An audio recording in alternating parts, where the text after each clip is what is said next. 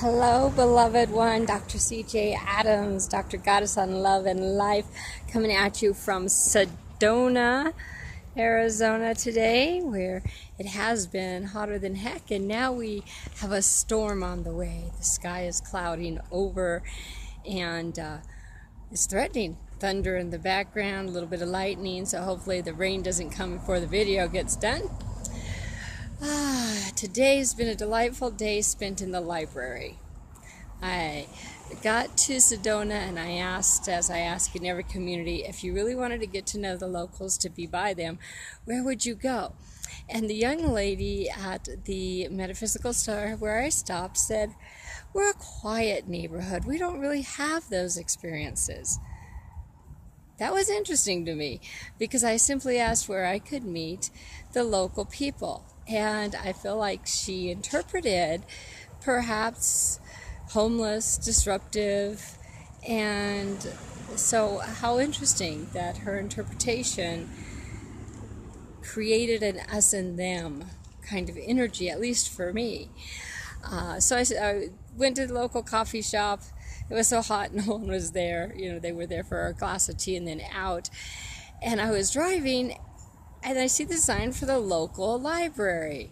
It's been forever since I've been to a library, but what a perfect place to observe people. And there were people of every age, every shape, every size, including a baby down to 6 months old that was nursing at his mama's breast, and an elderly lady who sat next to me who I believe needed to turn her hearing aid up because she was talking really loud. But she was beautiful and amazing.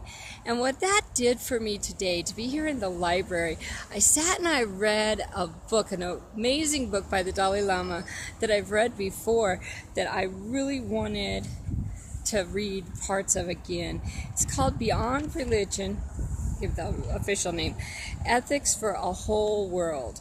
Beyond Religion, Ethics for a Whole World. And there are a few things that he said that I want to read directly as a quote. Any religious-based answer to the problem of our neglect of inner values can never be universal and so will be inadequate. My faith enjoins me to strive for the welfare and benefit of all sentient beings, and reaching out beyond my own tradition to those of other religions and those of none is actually in keeping with this belief. And then, sorry about that, I'm multitasking in the wind here. Okay. And then he said,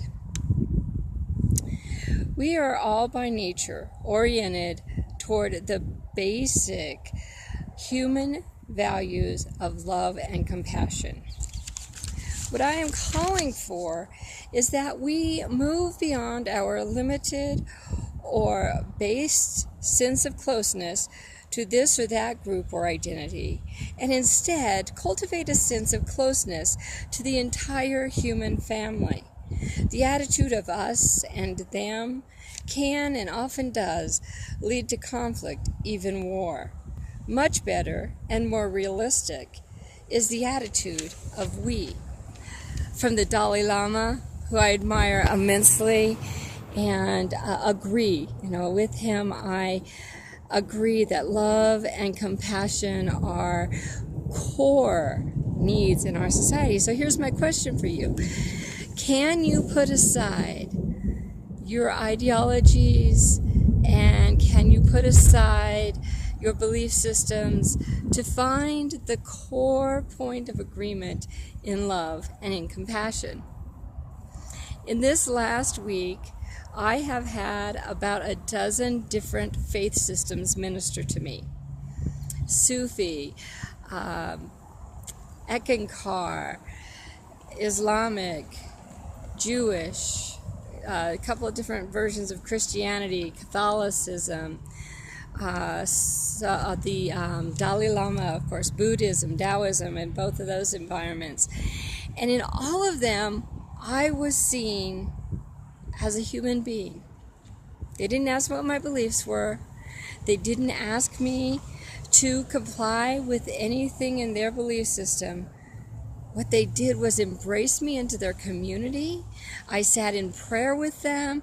I broke bread. I had Shabbat and so many other opportunities to connect with my brothers and sisters.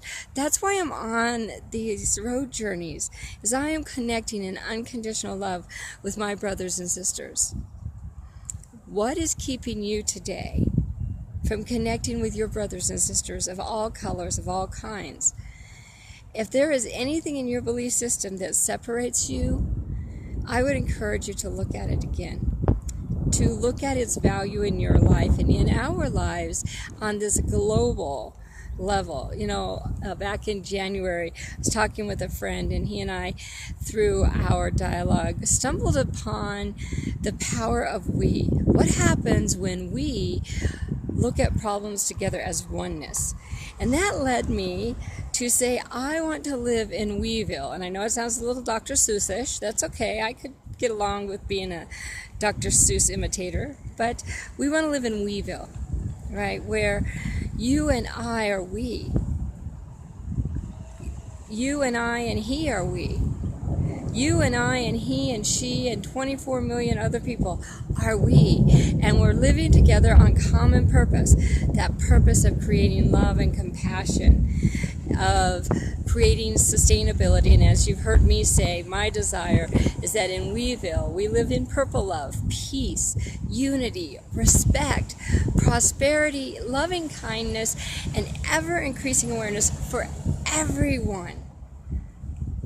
And I'm willing to support that by listening to you, observing you, validating your magnificence, and embracing you and all my brothers and sisters as one.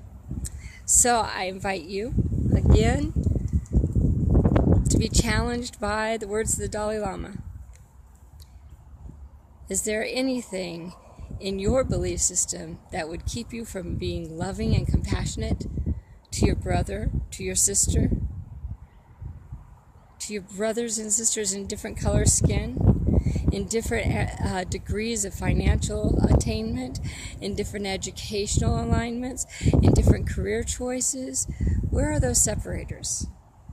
Let's tear them down. Let's not create new walls. Let's tear down the walls that belong inside of us that are keeping us from living in Weville. Remember, my beloveds, you are so magnificent. I see it every day, and I'm so thankful for how magnificently you show up in my life.